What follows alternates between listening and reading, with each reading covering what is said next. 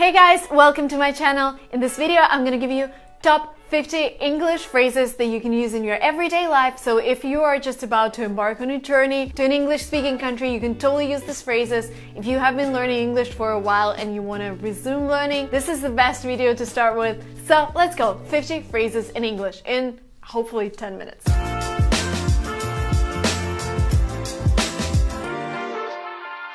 Phrase number 1, this is another way to ask, how are you? How's it going? How's it going? So you meet someone and you tell him, how is it going? Phrase number 2, when you haven't seen somebody for a while, you tell him, long time no see. So that means that you haven't seen this person, maybe weeks or months. Long time no see.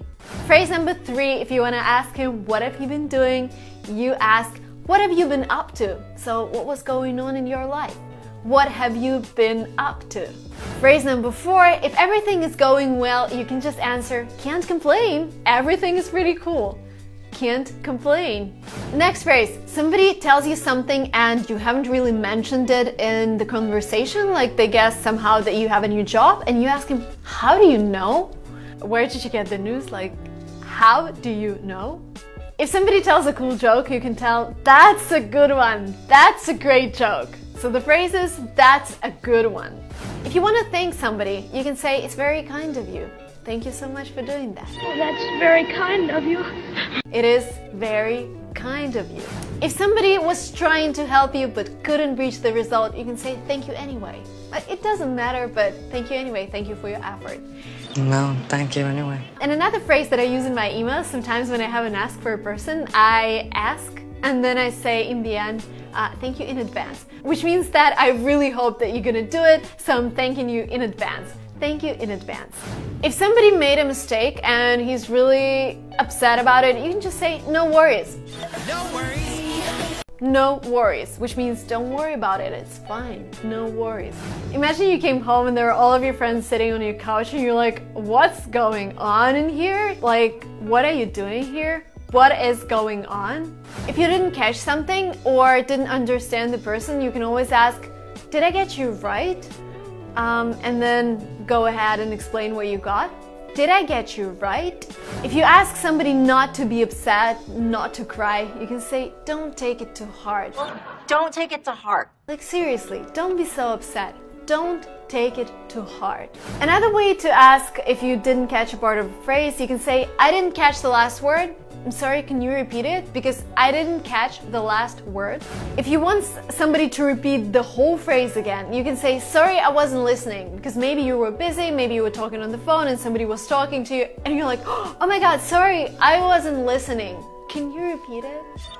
I'm sorry, I wasn't listening. Another phrase that I use all the time, it doesn't matter. Like, don't worry, if you drop your coffee all over me, it's like, it doesn't matter, I'll be fine. I'm going to laundry anyway. It doesn't matter.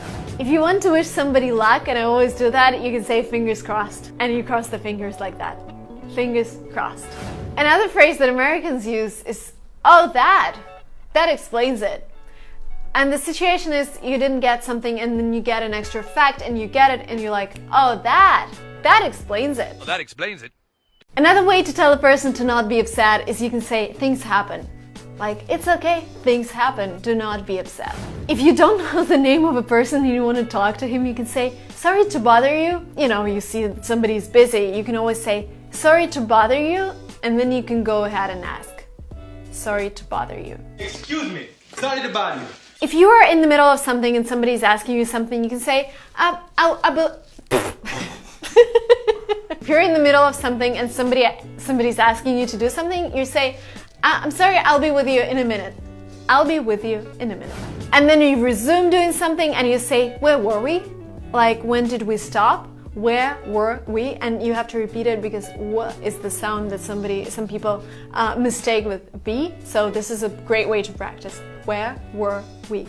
Again, if you're in the middle of a conversation and you didn't get what the other person was saying, you can say, you were saying, and with a question mark, which prompts the person to repeat once again. You were saying. If somebody got a job of his dreams or whatever, you can say, lucky you. Or somebody got into the university of their dreams, you're like, lucky you. This is a way of congratulating a person, lucky you. Or like, Just emphasizing that he's lucky you. Another way to say that you're really angry is to say, I freaked out. Like, I was so angry, I freaked out. This is super angry. This is like almost crazy. I freaked out. I am freaking out! Another phrase that native speakers use is good for you, and this could be both positive and negative. When you say I got promoted, they say good for you, like congratulations.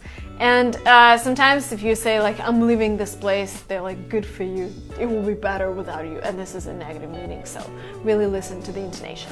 If something surprises you, you can also say you gotta be kidding me. Like, oh my god, I cannot believe it. You gotta be kidding me. You gotta be kidding me. To tell somebody to smile and to be happy, you can always say cheer up. Cheer up. If you want somebody to stop like crying and complaining about something that is not happening, you can say, come on, you can do it. Come on, Tori, you can do it. Like, come on, you can do it. You can pass the TOEFL. You can pass the GMAT. You will get it. Come on, you can do it. If somebody is doing really well, you can tell them, keep up the good work. Keep up the good work. Like, be as good as you are. Keep up the good work. Continue being great. Another phrase is colloquial, and this is what Americans say, that's lit, which means that's amazing. Well lit! Many Americans say it in California, oh, that's lit, and you probably heard it in songs. That's lit. If somebody is successful after failures, you can say, there you go, I told you you're gonna make it. There you go. If somebody's asking you if you're tired and you want to say you're not tired at all, you can say not a bit. I want to continue. I'm not tired, not a bit. When somebody is asking you, are you sure, and you're pretty sure, you can say there is no room for doubt. There is no room for doubt. In America, if you want to SMS somebody or send them a message, you say text to text. So I'll text you means I will send you a message through WhatsApp or Telegram or Messenger, whatever you're using. I'll text you. Just text me or I'll text you. Again, to cheer somebody up, to tell them to not be upset, you can say it's not worth it. Like, why are you crying? It's not worth it. You're so much better than the problem you're crying about. It's not worth your tears. It's not worth it. I personally love the phrase you rock, which means you're amazing. Oh my god, you rock. No, you rock. No. You've done an amazing job, you rock. If somebody's not working really well and you want them to work harder, you can say you should go an extra mile, which means like work harder. You should go an extra mile. Another way to say the very same thing, you can say step up your game. Like work harder, work better, step up your game. If somebody's crying and doesn't want to do things, you say pull yourself together. Like literally take yourself and pull yourself together. Stop working, stop crying, pull yourself together. Hey, calm down. Pull yourself together. Another phrase that I love, you sold me. Because sometimes people describe their trip or somebody they bought and they describe it as so well and they're like, I want to buy the same thing. And I tell them, you sold it, you sold me, I want to buy this. All right, you sold me. If you're not interested in the conversation, you're like sitting, you can say, I could not care less. This is so boring, I'm not interested, I couldn't care less. If somebody's asking you something and this is a really easy decision for you, like somebody tells you, take my $1 million, and you say, this is a no-brainer, I'll take it. This is a no-brainer means it's a really easy decision for you. If you've done something wrong and you admit it, you can say, I screwed up. Yes, guys, I know, I'm sorry, I screwed up. This is my mistake. I screwed up. I screwed it up. If you want somebody to work instead of you, you can say, can you cover me? Like, can you work instead of me while I'm, I don't know, seeing my friend? Can you cover me? It's time to leave, and guys, I'd better be going, which means I should go already. It's, you know, it's actually 9 p.m. right now. I'd better be going. Another way to say goodbye, I can say take care, which means take care of yourself. I'll see you later. Take care. I don't know what day is it when you're watching this video, but if it's Friday, for example, weekend, you can say, thank heavens it's Friday, or thank heavens it's Saturday, weekend is coming, I'm so happy. This was it, guys, 50 phrases in English. Let me know if this was helpful by liking this video and commenting below if you know any more cool phrases. that would be great. There's a red button over there somewhere. Subscribe to this channel to not miss my new videos. I love you guys. Thank you so much for watching this. Bye bye.